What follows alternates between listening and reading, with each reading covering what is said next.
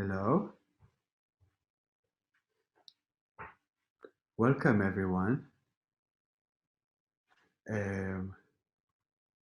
This is... Oh, wait a second.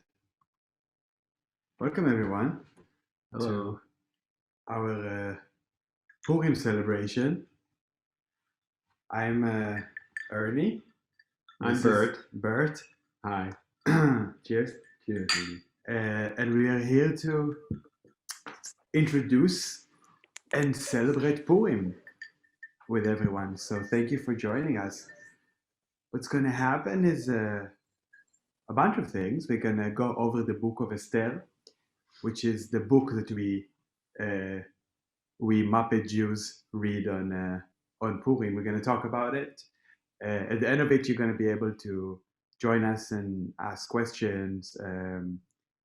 And until then, we will try to be here, be together, talk about some stuff until we not know, because that's the mitzvah. It's the mitzvah of this holiday. So to start it off, we are going to say some prayers that will introduce us into the holiness of this day. Take it away. Oh yeah, we have You gotta get your kippah. We have kippahs for that.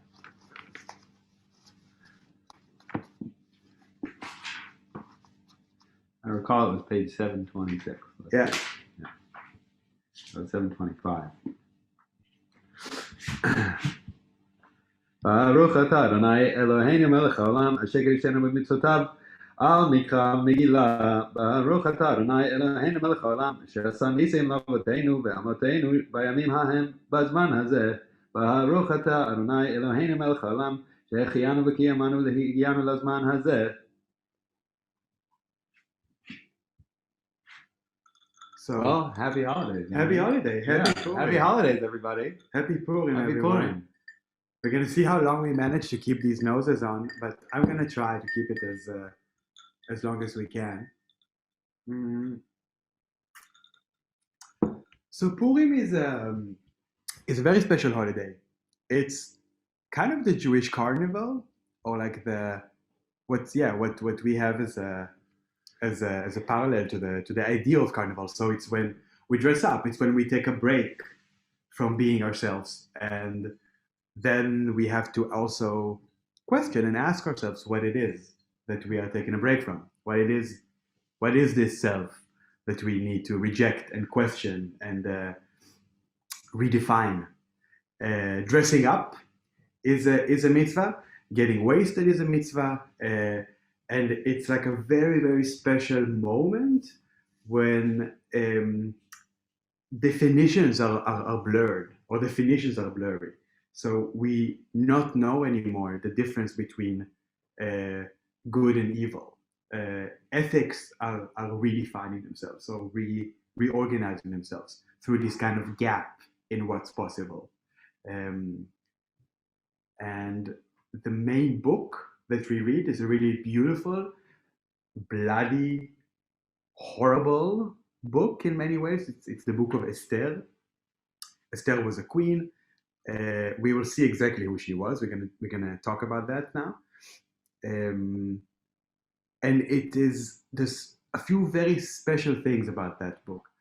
One thing is it's a godless book. So we don't have the name of God. God is not mentioned in that book at all. And then we're going to see what happens when we have a godless situation. Another thing is that it's a diasporic tale. So it's the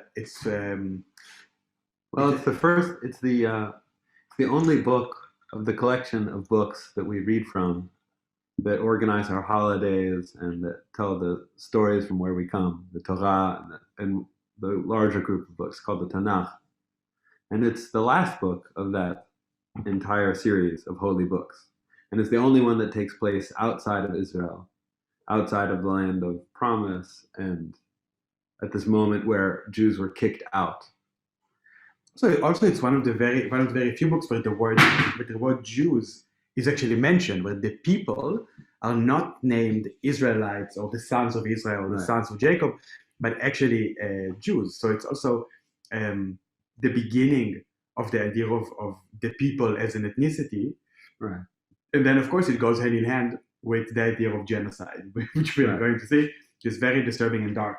So we're going to start thinking right now. We're gonna talk about the plot of the book chapter by chapter. We're gonna go over it. So the first chapter, we start by kind of setting the scene. So we're setting the scene. King Ahasuerus, he's the king of Persia. The whole thing takes place in what is now they would call it Tehran. Then it was called Shushan. The city is called Shushan, and it's the heart of a huge empire. So King Ahasuerus, who is like the leader of this huge empire, is a very decadent king. So we know throughout the whole thing he's drinking, he's eating, he is summoning women, and we start from a very luscious kind of scene of a party, of a ball that he is hosting. So in this party, and also correct me if I'm missing something, but in this party he starts to celebrate, and then he wants to summon his wife, Queen Vashti, and he wants to show off. He wants to show off Queen. He wants to show her off. He wants to show her off to his friends, to his subject. Yeah, to his subject, to his friends. Also, he's like surrounded by people who are how do you call them, like the ones like the singers who got like the castratos. The chamberlains, the eunuchs. The eunuchs, right? He's protected by eunuchs. Yeah. So he wants to constantly. It's kind of constantly protected by a bunch of people who are kind of like angels in a way. Like they don't really have the bodily functions. Angels are represented in Judaism without gender. Yeah. This idea of the cut.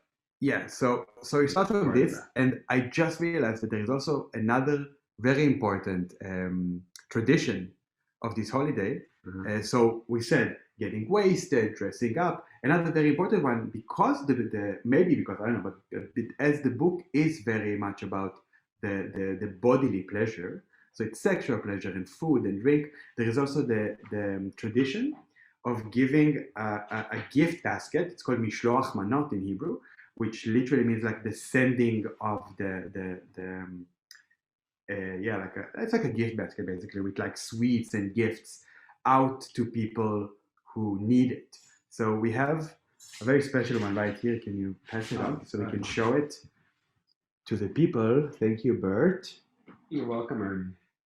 So here we have a very special Bert and Ernie mishloach manot. It has some candles, and it has like these very special cookies, which are called Haman Tashen, which we are eating in this holiday. And I'm just gonna go and pass it on to some people. I'll be right back. They're also called Ozne Haman. So yeah. That's a common name in Israel, which means the ear of Haman. Now, the backdrop on the story is that Haman is a powerful official in the government, and he's been elevated to such a high position as to be the second in command, given the ring of the king. And with that ring, he decrees the death of the Jews. And so the story of Purim is the story of the face of that adversity. And so we celebrate that by sending out mishloach manot to others. We also give to charity, and there's this demand to give to multiple others, to give sweets to others, to celebrate with others, to celebrate with feast and drink. So let's get back to the feasting, since we're talking about feasting and drinking. So as the party goes on, King Ahasuerus decides, okay, I need to show off my wife. I need to show off beautiful Vashti. He tries to summon her, and she says no. She refuses to show up. She doesn't want to be paraded. And then this is perceived as this huge threat not only to the kingdom, but to men in general.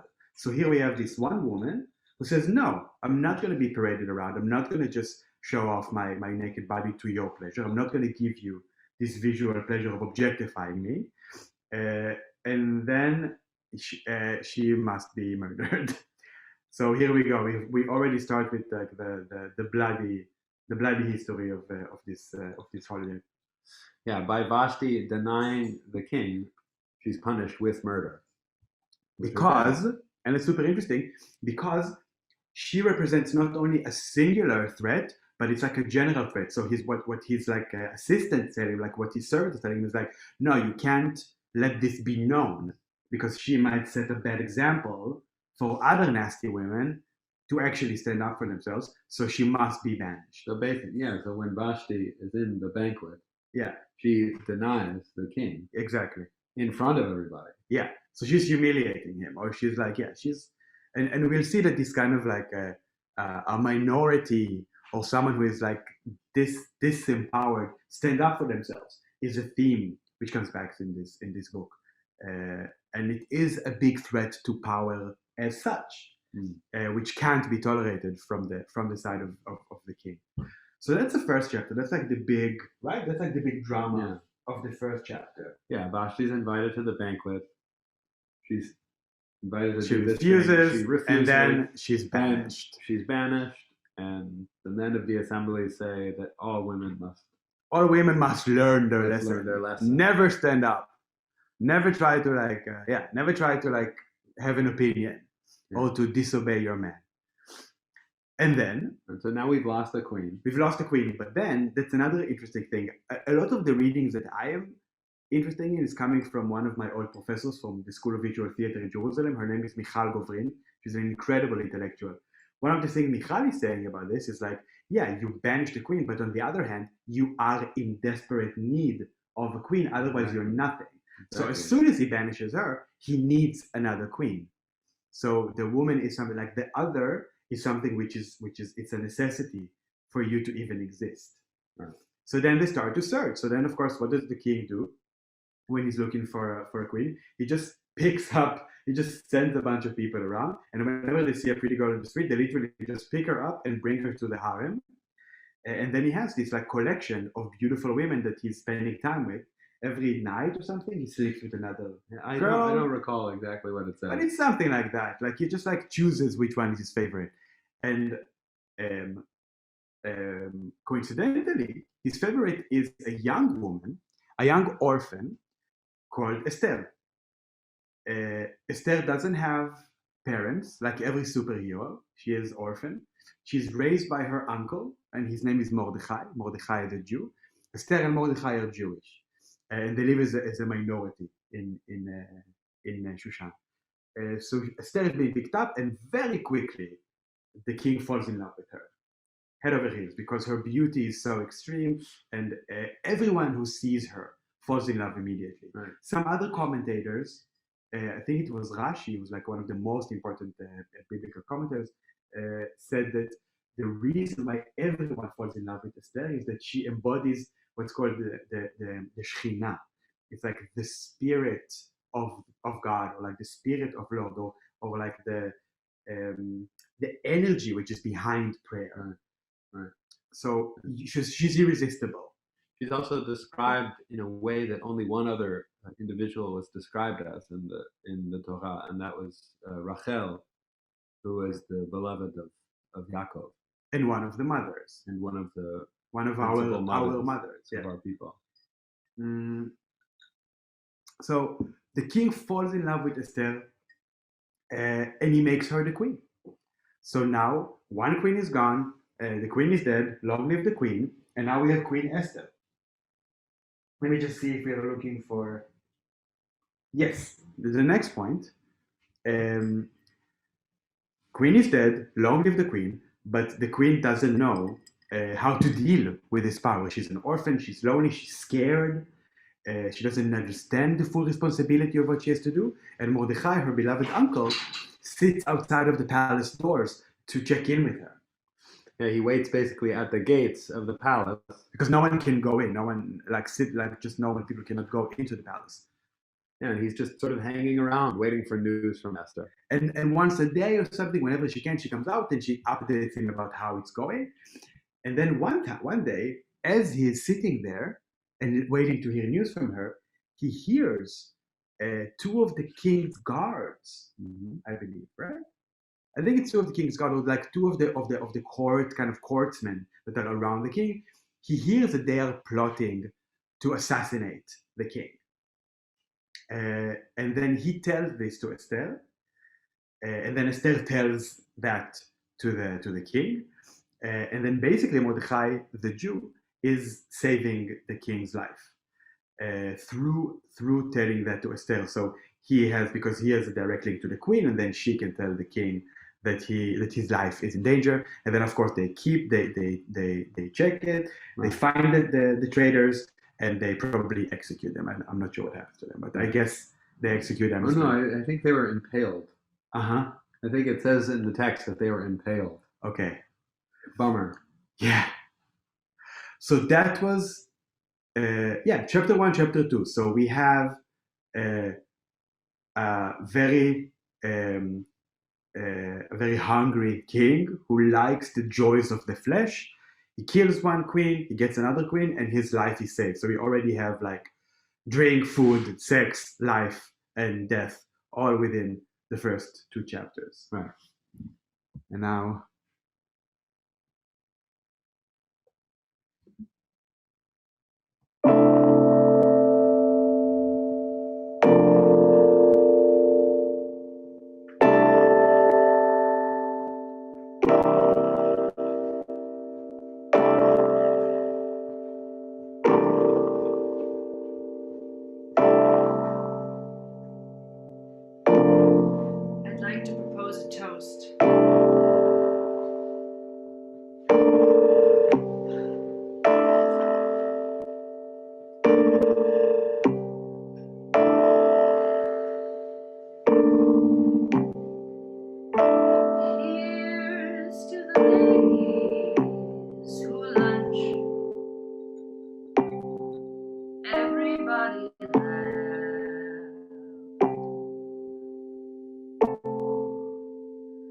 lounging in their caftans and planning a brunch on their own behalf.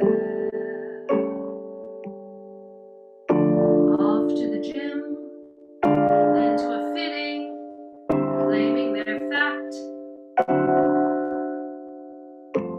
and looking grim because they're sitting choosing a hat. Does anybody still wear a hat?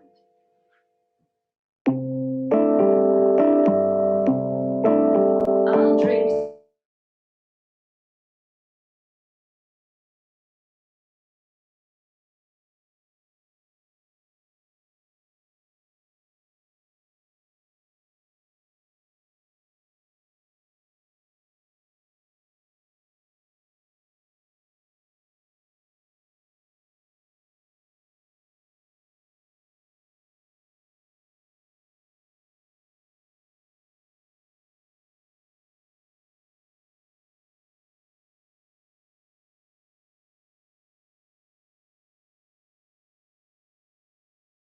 I'll drink to that. And one for Mahler. Here's to the girls who play white. Aren't they too much? Keeping house and clutching a copy of life just to keep in touch. The ones who follow the rules and meet themselves at the schools, too busy to know that they're fools. Aren't they a gem? I'll drink to them. Let's all drink to them.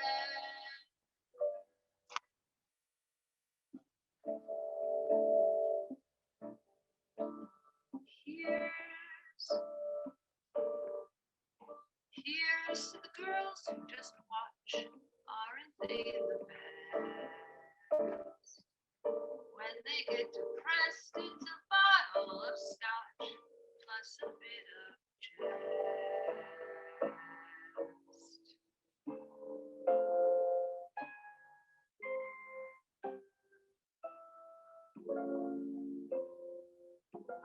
Another chance to disapprove. Another brilliant singer. Another reason not to move.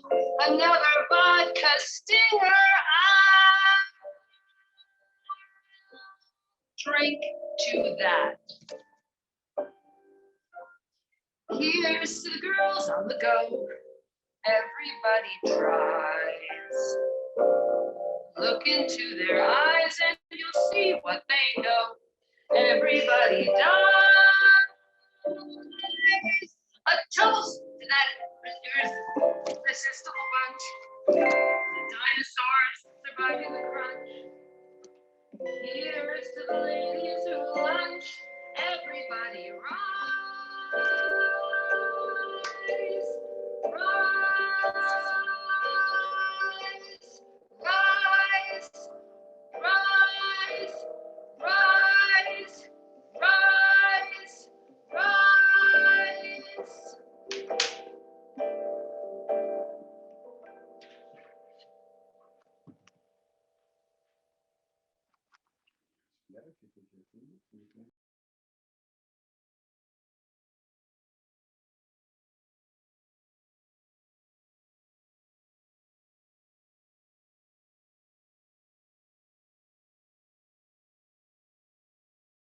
Okay. Hey everyone. I'm sorry. There's some problems here. Wi-Fi has been very weird. So we're gonna connect. Be with you in a moment.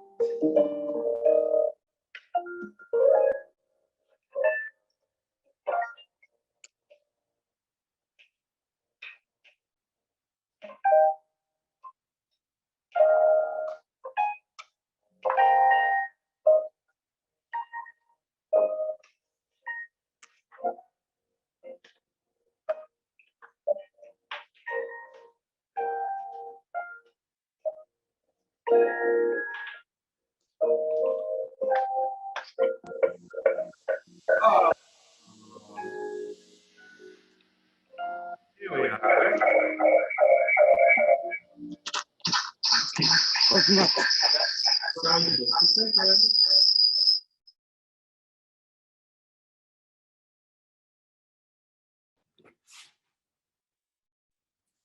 That was stressful.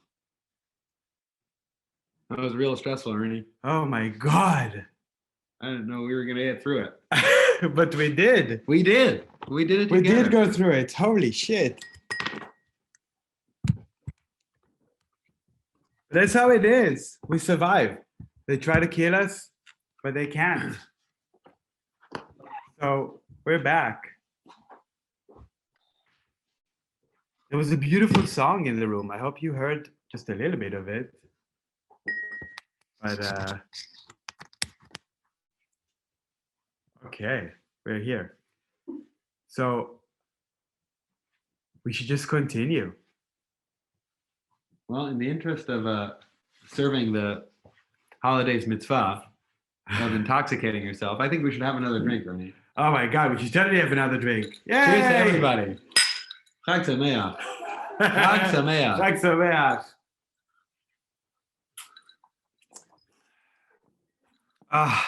The magic of live performance, even in these horrible times when everything has to be on Zoom. So let's continue though. Let's just continue talking about this story. Let's just see what's up. So where were we?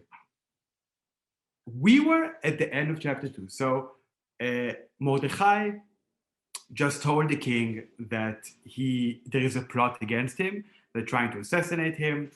He saved his life, basically. And now we start, chapter 3 comes in, and the presence of evil starts to be present. So chapter 3 starts with the introduction of a new character to the story. And his name is Haman. Haman!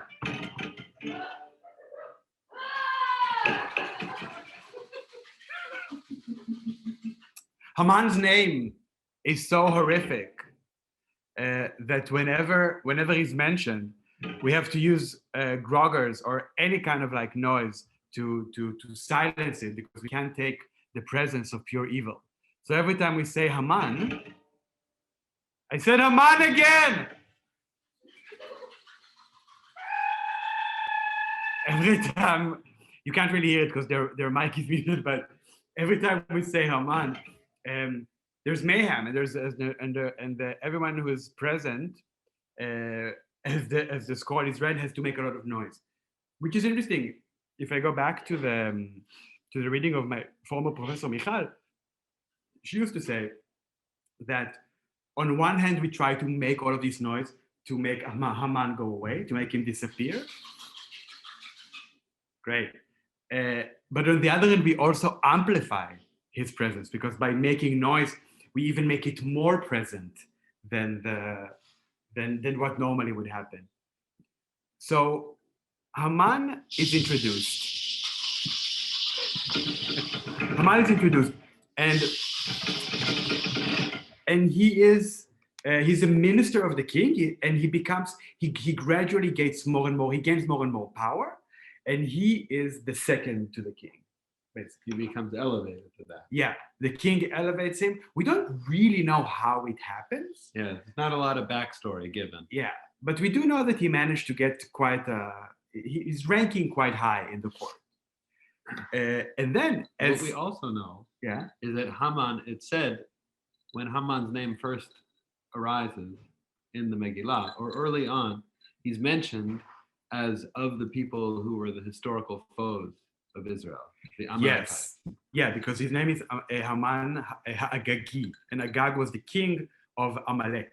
Was this like mythical kind of like it's almost like an epic. It's like an epic battle. Like Amalek is not only a people; it's also the name of evil, or it's the symbol of evil. And the reason why is that Amalek attacked the Jews when they were leaving slavery in Egypt.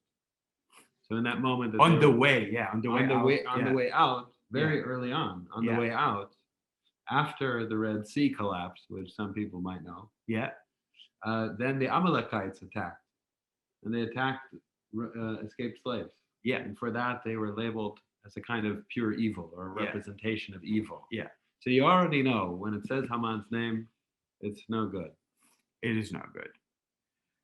So he's introduced, and very, very early on, he's introduced, and then we know that he's meeting face to face. There is the first encounter with Mordechai. So the symbol of evil and the symbol of righteousness meet as Haman is like running through the city and and kind of presenting his power in the streets. And the only person, as Haman is parading himself in the streets, the only person who does not bow down to him, who does not succumb, who does not, just doesn't kind of like bow his head down to power, is Mordechai, which makes Haman furious. Let's have a look at the notes again of the story to make sure that we're not missing any like crucial details. So in chapter 3, we know that this happens. We know that Mordechai is not communicating how Haman wants him to communicate, and as a result of that, Haman decides all Jews must die. So just like we had this decree early on that all women must obey any wish of their husbands, now we've had a decree that all Jews must die. Yeah. Because of the actions of one. Yeah. So he's representing, like Mordechai is representing the Jewish people as in total. He's representing them as a people.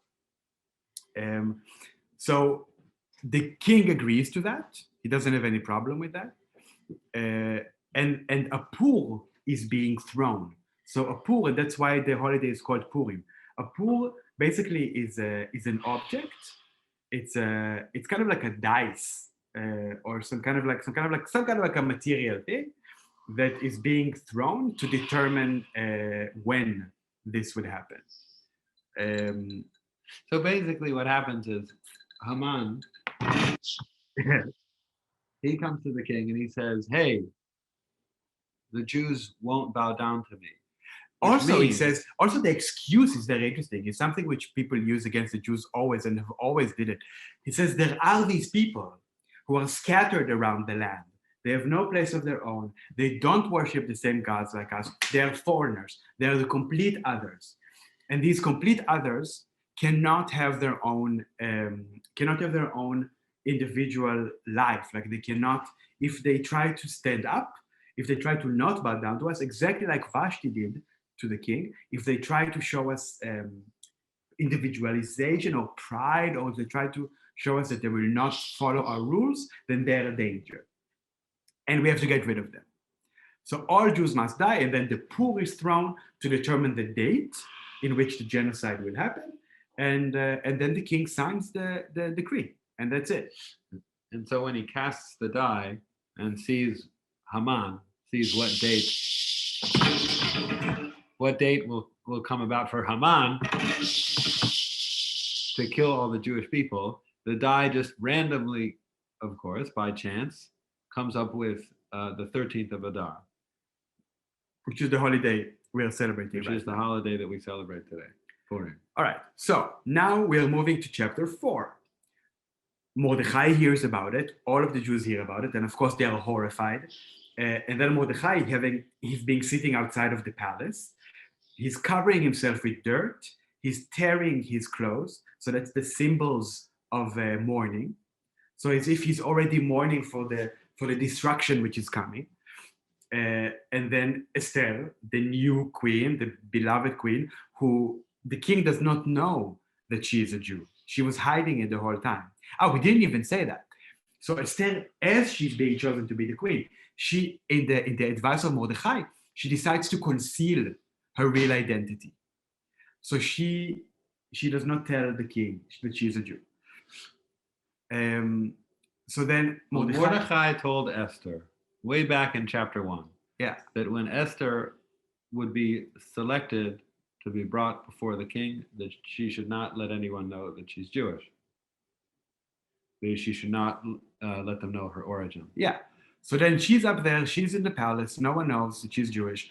Mordechai knows, obviously, and Mordechai knows that all Jews are going to be killed, and then he's mourning, and then she hears about it, and then they confront each other. Right. And then he tells her already in chapter 4. He already tells her. Well, so in chapter 4, we have a very special moment. Oh yeah, it's beautiful. Which is where Mordechai sends word to Esther, because Mordechai's been staying outside the palace, like you said.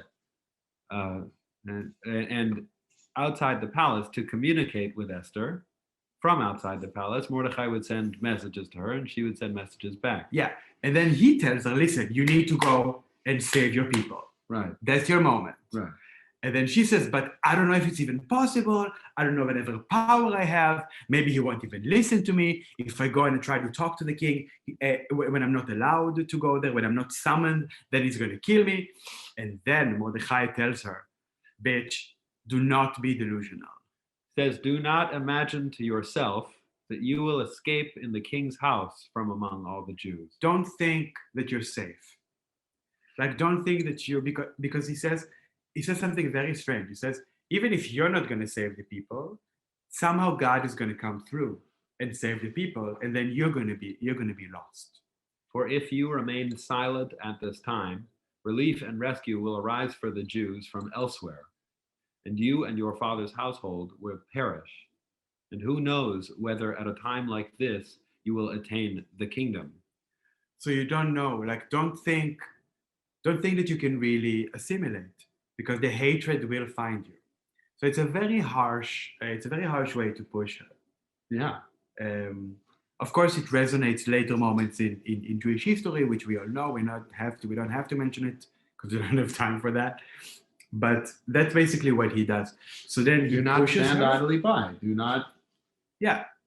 I mean, you see that people are going to die. You can't just stand there and not do anything because you have the power, because you have the privilege right now. Right. And then she agrees. And then she says, okay, I'm going to do it. I'm going to go to the king. Although I'm not summoned, I'm going to do this illegal thing and stand up to him. And then we'll see what happens. If I die, I die. And she says something beautiful to Mordechai. She says, go to Mordechai. She says, go assemble all the Jews who are present in Shushan and fast on my behalf, and neither eat nor drink for 3 days and nights. Also, I and my maidens will fast in a like manner. Then I will go to the king contrary to the law, and if I perish, I perish. Wow. And then she goes, yeah. And then she goes to the king. She's confronting the king. She doesn't tell him yet what's going on. The only thing she tells him is she wants to invite him to a party. So she's standing up in front of the king. They're kind of standing in front. It's a very theatrical moment. They stand in front of each other. She's there. Again, she's being defiant. She's being rude. And she tells him, I need to talk to you, but come to my party. Now, this is chapter 5 where we're at. Yeah, this right? is chapter 5. Yeah. Right. Yeah. In chapter 5, this is kind of like this kind of like epic positioning. She like clothes herself regally. Yeah. She goes to the king's chamber. Yeah. She enters into the presence of the king. Yeah. And then she invites him to come to the party that she's organizing. Right. And then says, hey, come to my party. Exactly. That's chapter 5. I think that's kind of the main, right? That's kind of like the main situation. Well, she also invites Haman to the party. Yeah. Haman!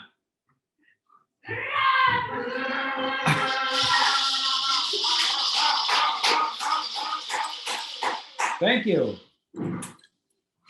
Haman is also invited to the party because she knows that he's the one who's coming after her people. So they're coming to the party. We already have the first party, right? In chapter 5. Yeah, so we've had the first party. By the Yes. end of chapter 5, as I recall, Yeah. Haman comes home from the party alongside the king.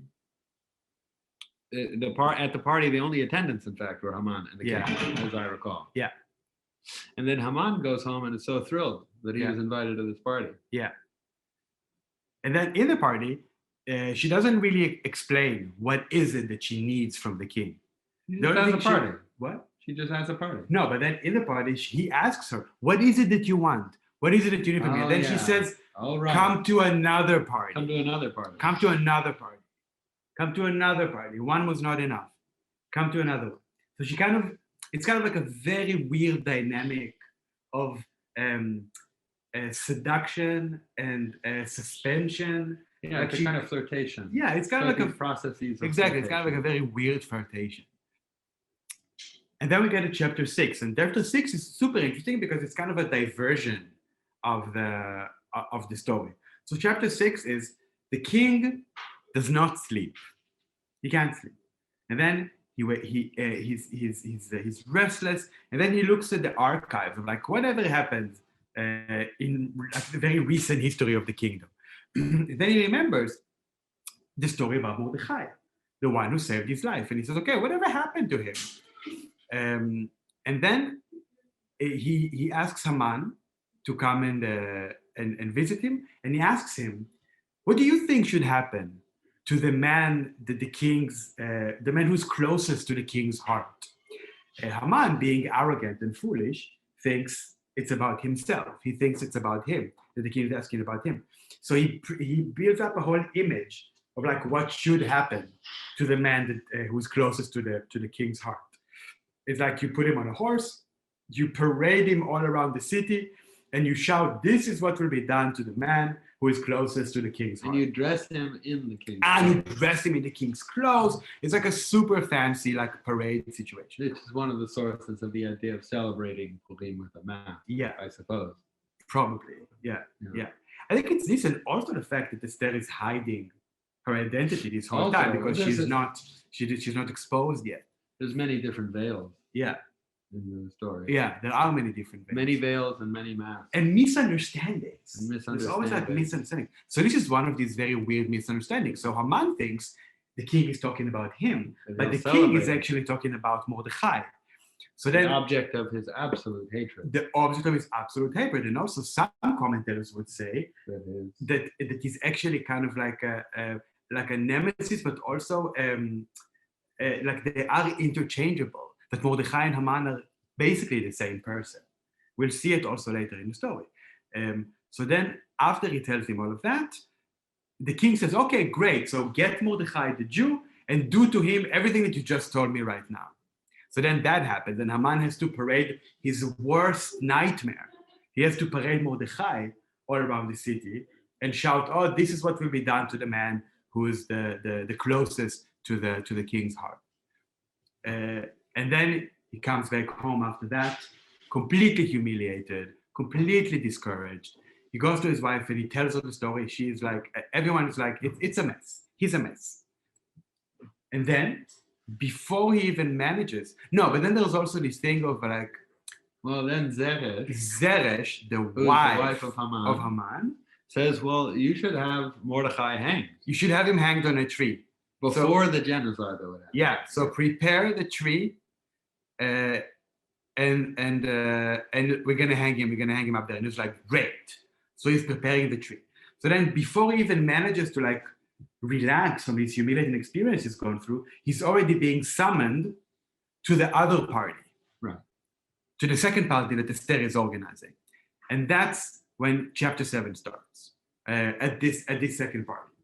And as now we are moving to chapter 7 and to the second party, we wanted to see, I don't know how many people are here with all of these internet issues, but as you know, we have invited you, because this is a holiday of dress up, we have invited you to dress up and show us your favorite illusion. And we thought that now could be a cool moment if anyone who is attending wants to wave or like make yourself known and come out here and show us your best look, and we can have a little costume contest right now. So I don't know if there is anyone. I can't really see it, but if there is anyone right now, I think for the costume party, we're gonna take off our noses. Who wants to show themselves? Do you want to take off your nose? Are you tired of it? Ugh. I see one. A little bit.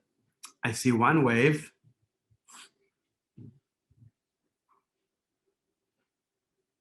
It's Tati.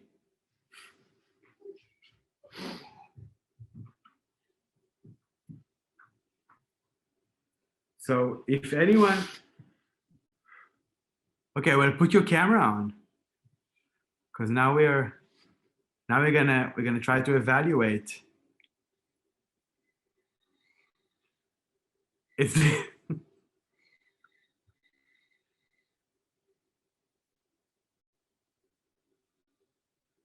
my PJs, but in my heart I'm dressed up. Okay, that's good. Okay, we see. Is this a llama? Is that your costume?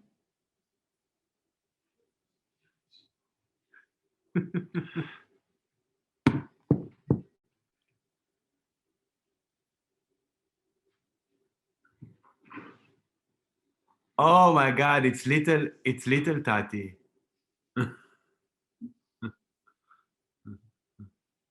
Tatiana Safir, everyone.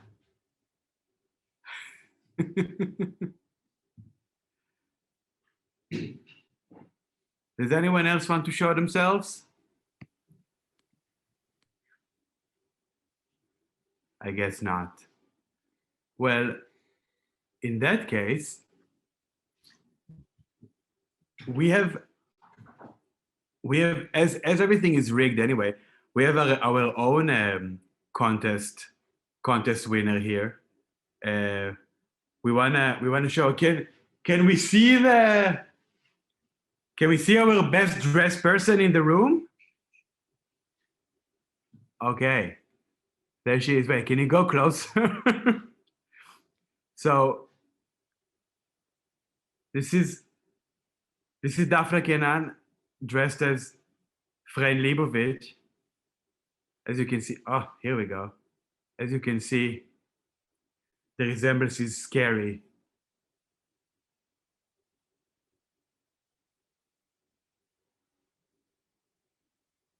Very good. Yes. This is our winner. This is our winner. And as we are progressing, as we are progressing to the second party,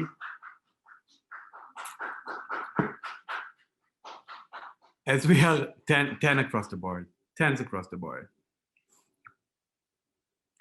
As we are progressing to the second party, we can talk about what happens there, because chapter 7, we only have 10 chapters. It's not a long book, but chapter 7 is actually the one where the story ends. So we get to the second party. Esther has again, she has Achashverosh, she has Haman, and then she knows some. Oh, I think she knows, but I think she believes that by now she has the king kind of like wrapped around her head. Well, the king's come to two parties now. Yeah, I mean, as a result of an illegal act. Yeah, and he really wants to know what's going on. Like he needs to know what's up. So he goes and asks her again. Yes, and then she tells him there is this danger. Like she kind of does it in a very tricky way. There is this danger hovering around my people. There is this evil man who wants my people gone, wants my people to perish. And he tells her, this is really awful, I have to take it off. And then he tells her, who is this? Who is this man? And then there is the huge moment of reveal where she basically tells him, she literally does this super dramatic moment of pointing out and says, it's Haman, because I'm actually a Jew, and he wants all of us to be killed. And then in a moment, everything flips. The king is so angry, he has to go out to the garden to cool off. Yeah, he has to go out to the garden to relax. And then he comes back in, and this is what he says. And then he comes back in, and he sees Haman literally like laying on the sofa next to the queen, next to Esther, and the king is obviously horrified. There is this like death and sex and food and drink are all mixed together. He is basically thinking that Haman is trying to get it with the queen, but it also looks a bit like he's trying to seduce the king himself. Like it's kind of unclear what's the power dynamic there. Well, it says that he hops on the couch. Yeah. On the couch on which she's sitting. Yeah. Which I think is interesting given the psychoanalytic history there. Yeah, and the couch, exactly. And the couch. It's trying to get some analysis there. Yeah. Right. And then everything flips. Everything flips in a moment. So again, it's like it's a very topsy-turvy kind of like everything you thought, or like all of the logic you thought is being turned on its head. The king actually witnesses the evil of Haman. Exactly. And then he flips it, so he knows that Haman was preparing this tree to hang Mordechai on. And he says, no, you're going to be hanging on that tree. And that's what happened. So the chapter 7 ends with the death of Haman. So we see how the righteous and the evil are interchangeable, are basically two sides of the same.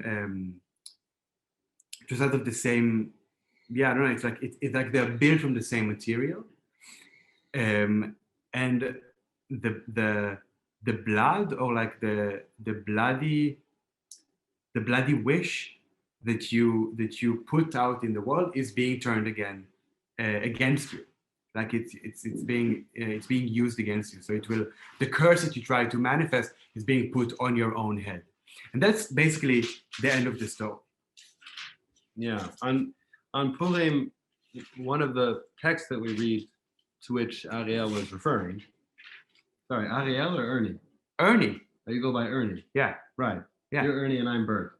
I am Ernie and you're Bert. Yes. Right. Yeah. Well, anyway, Bert. Yeah. On Purim. No, I'm Ernie. Oh, you're Ernie. You're Bert. Oh, I'm Bert. Yeah. Okay. Right. Yeah. Sorry. So on Purim, we say a special prayer on Purim, on the day of Purim, which talks about Purim as the day when the mischief of Haman, the idea of genocide, recoils on top of his own head. Is literally what the text says. And at the same time, the mitzvah of getting wasted or drinking until you can distinguish Haman from Mordechai. That's the mental zone that we're in. Like that's this kind of sphere that we're trying to navigate. Like to understand that evil lives here, and we have to deal with it. So what happens next in chapter 8? We're now at the end of chapter 7. Yeah. When Haman has been hanged at the gallows that he had built for Mordechai's hanging. Yeah. He is now hanging. Yeah. And the story basically ended. Like the story doesn't really go any far. Yeah, we're gonna show the video right now. Right? Yeah. So there's another. You're gonna unmute yourself over there, right? Yeah. Yeah. There's another person who has some beautiful things to say about masks and about wearing a mask. And let's see what's going on there.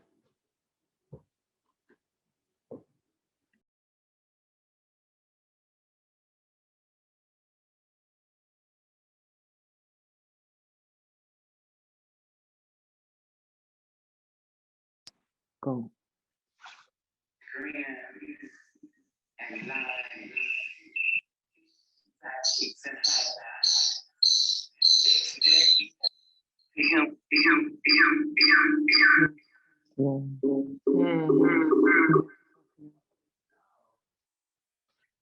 Resume. Go to Zoom.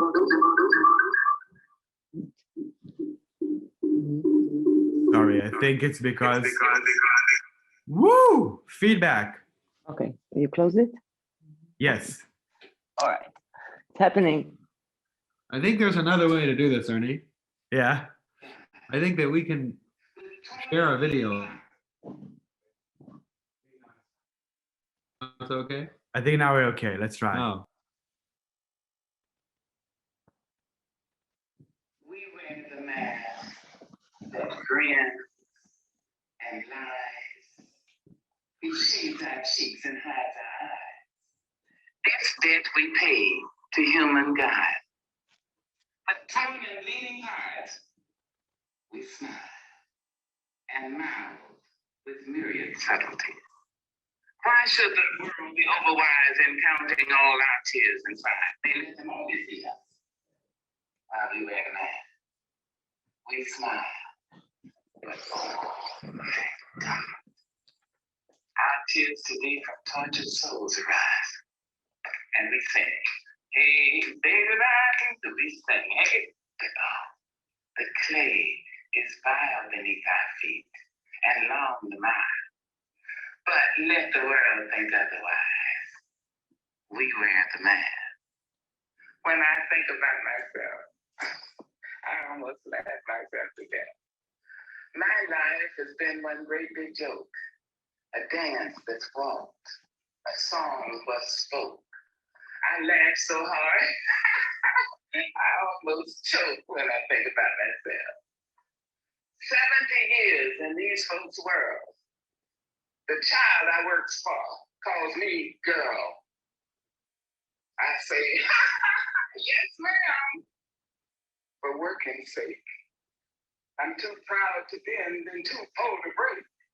So I laugh until my stomach aches when I think about myself. My folks can make me split my side. I laugh so hard, I nearly died. The tales they tell sound just like lying. They grow the fruit, but eat the rind. I laugh until I start to cry when I think about myself and my folks and the little children. My fathers sit on benches, their flesh count every plank. The slats leave dents of darkness deep in their withered flank, and they nod like broken candles, all waxed and burnt profound. They say, it was our submission that made your world go round.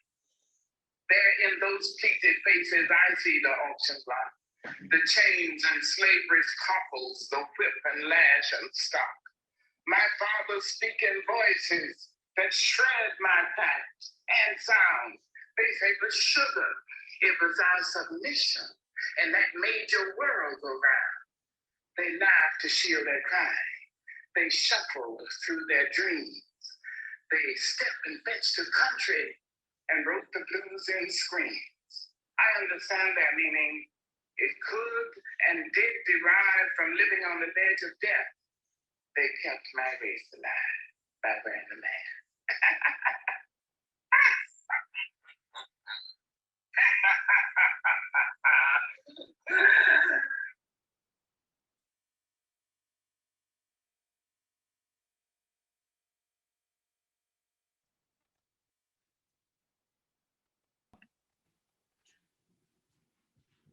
So I don't have much to say about that. I hope it came through. But wearing a mask kept the race alive. What happens once the mask is removed? Once Esther reveals herself and Haman is being hanged, it's basically a bloodbath. From that moment on, it's what I think is kind of like the Jewish apocalypse. Oh, it's just mayhem. It's just mayhem. So basically, the everything is being flipped on his head. And we really enter the dark side. We really enter the dark side. It's literally the dark side of the Force. The Jews get the permission all over the 127 countries of the empire of King Ahasuerus. They get the permission to go out and slaughter the ones who are oppressing them. So it's kind of like, it's a weird fantasy of revenge, and everything we hear before about genocide, murder, just like the killing of the people becomes the killing of the people who hate the Jewish people. So again, everything is interchangeable, and the Jews assume this very bloody, bloodthirsty position of murderers. They start by slaughtering 500 people. Well, after Haman is murdered, then in that same day, they murdered all of Haman's 10 sons and everybody related to Haman and everybody who was joining in with Haman. Yeah. And then Esther said, that's not enough. Yeah. And she said she needs another day. But even on that first day, they already on that first day, they killed 500 people. They killed 500 people. And then Esther says, the next day she comes and she says, no, I need another day. And then they go out and they kill 75,000 people. 75,000 people. And then another 300. It's just like the numbers are insane. They're really on a rampage. And I think this really takes us back to this idea of what happens when God is not around. Another really beautiful thing in Hebrew, the word Esther and the word Hester are almost the same. It's the same word with like one letter, which is different. The word Esther starts with the letter Aleph. The word Hester starts with the letter Hey. So it basically sounds the same. But Esther is the name, and Hester means hiding or being concealed, or just like not being present, not being at sight. So in the book of Esther, God is in Hester. So God is not existing. God is not present. So whenever, just as Esther was concealing her identity, she was hiding her pain. And God is and God doesn't exist at all. So in a godless, God is not even mentioned. So book. Exactly. So in a godless situation, chaos ensues. like mayhem. It's just mayhem, and people get drunk not only with alcohol, but they get drunk with power, and that's again, if it brings us back to the idea of Amalek, which is this kind of epic essence, or like this kind of symbolic essence of what evil is, and to remember that evil lives in every one of us. This could also be a cautionary tale. It could be also oh, I mean, I don't know, I'm trying to make sense out of it, but obviously it doesn't make sense. It doesn't make sense. It's not about sense. It doesn't make sense that Haman would want to kill a whole people.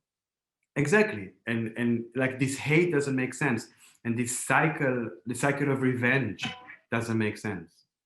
But revenge is the only logic, and it's obviously a nonsensical logic. It's not a logic which we can live with.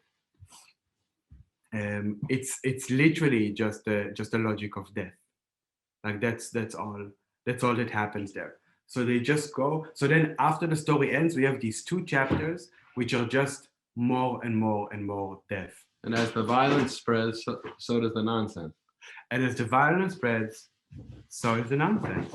And along with the nonsense comes the party, the celebration of the nonsense of chance. Yeah. The nonsense of chance. Yeah. The nonsense of chance. Yeah.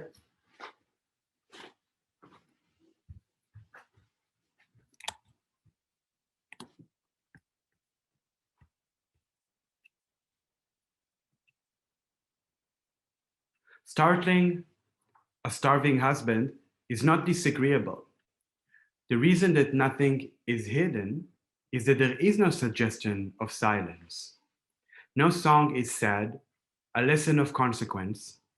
Blind and weak and organized and worried and betrothed and resumed, and also asked to a fast, and always asked to consider, and never startled, and not at all bloated, this which is no rarer than frequently, is not so astonishing when hair brushing is added.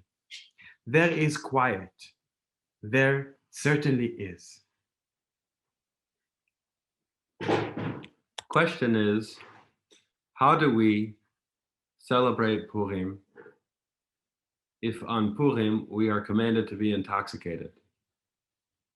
Rava said, a person is obligated to become intoxicated with wine on Purim until they are so intoxicated that they do not know how to distinguish between cursed Haman and blessed Mordechai. The Gemara relates that the same Rava, along with Rabbi Zera, prepared a Purim feast together. They became so intoxicated to the point that Rava arose and slaughtered Rav Zera. The next day, when he became sober and he realized what he had done, Rava asked God for forgiveness, asked him for mercy, and God revived Rav Zera. The next year, Rava asked Rav Zera if he would come over again for Purim, to which Rav Zera responded, let the master come and let us prepare the Purim feast with each other. He said to him, miracles do not happen each and every hour, and I do not want to undergo that experience again. Considering the circumstances, there is no occasion for a reduction. Considering that there is no peeling, there is no occasion for an obligation. Considering that there is no outrage, there is no necessity for any reparation. Considering that there is no particle sodden, there is no occasion for deliberation. Considering everything and which way turn is ending.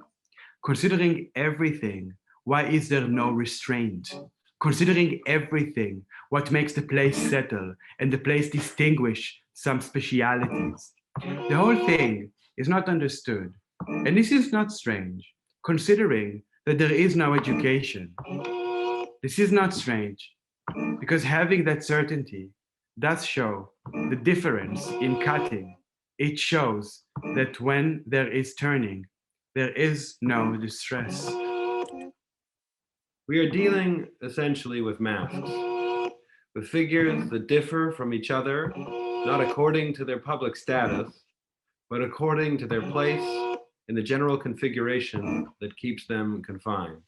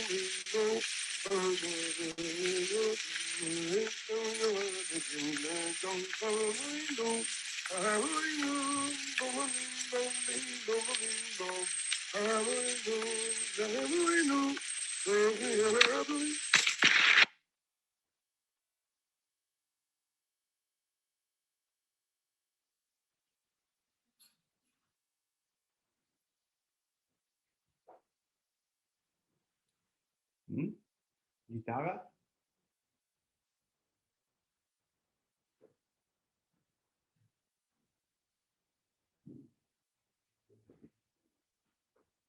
ואז גם תפתחי את הסאונד שלך, דפנה. אני סוגר פה.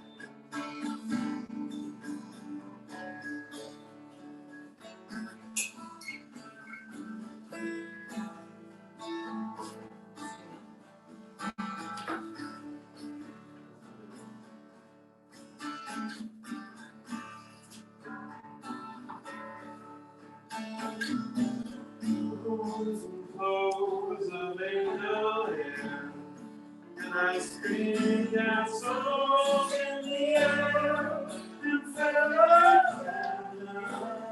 everywhere. I looked at clouds that way, the valley only blocked the sun. Everyone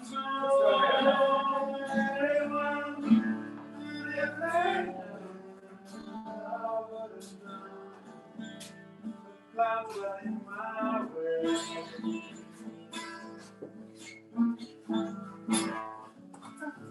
I was from both sides now, from a given down, and still somehow it's clouds of illusions I recall.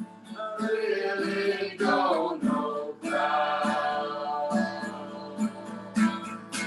at all.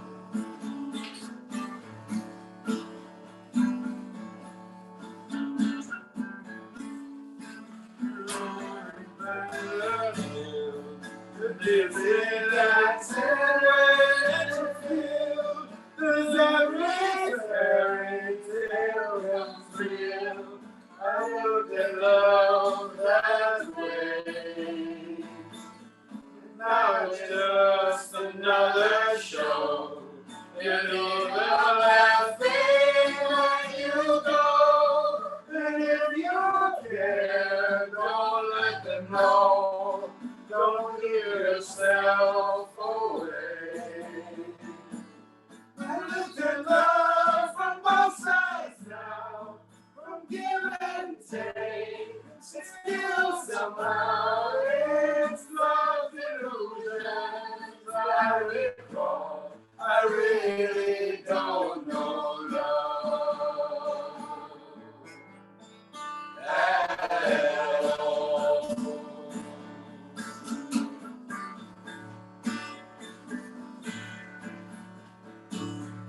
Tears and fears and feeling proud. You say I love you right out loud. If it won't let it smile, I don't live life this way.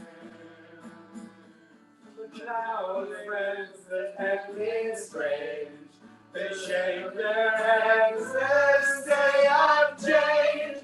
When something's lost and something's gained, and living every day.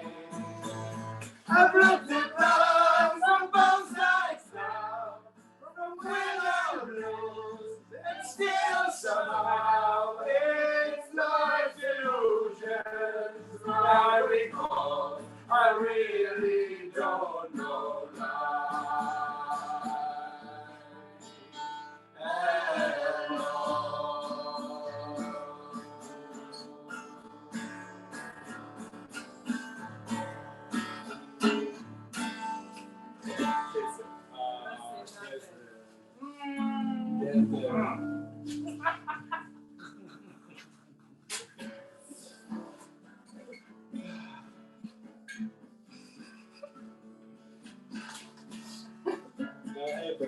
Hey, you look great. You look great. You all look great. Everybody looks great. You did over there. You look great. Mute yours.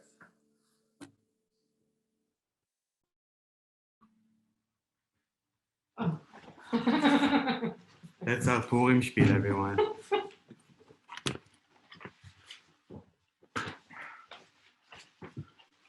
That's all, folks. That's all, folks.